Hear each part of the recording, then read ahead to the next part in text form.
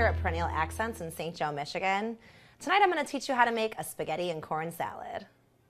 I've already boiled about 12 ounces of whole wheat pasta. This is just whole wheat spaghetti, and I boiled them and then I tossed them in a little olive oil. I obviously drained off the water as well. So they're tossed in olive oil and they've cooled, so they're nice and cold. This is going to be a cold salad. This is 1 can of pinto beans, a 15-ounce can, also rinsed and drained.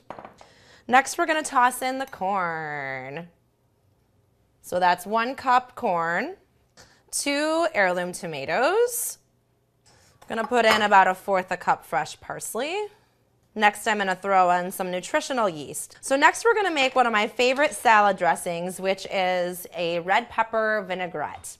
I've got 4 ounces extra virgin olive oil here. I'm going to add about 1 ounce white wine vinegar. Now I'm going to put in 2 tablespoons of whole grain mustard. And then I've got 2 tablespoons of crushed red pepper flakes here. You can use fresh red peppers if you've got them around as well.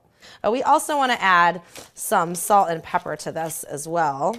We're just going to toss our salad. Look at that. It's got a really nice color. And that's really what you want to look for when you're making a salad. You can throw in whatever vegetables you have. You just really want to watch the color array to make sure that, you know, you've got a variety of colors. So here's some more parsley. And you could sub the parsley for cilantro if you did want to make it a little bit more Southwest style. And we'll put in a little more nutritional yeast. So that's probably about 1/2 cup of nutritional yeast altogether. Okay, ta-da, we're all set. Well, that's it for the spaghetti and corn salad. Put it in little containers and take it with you for lunch at work.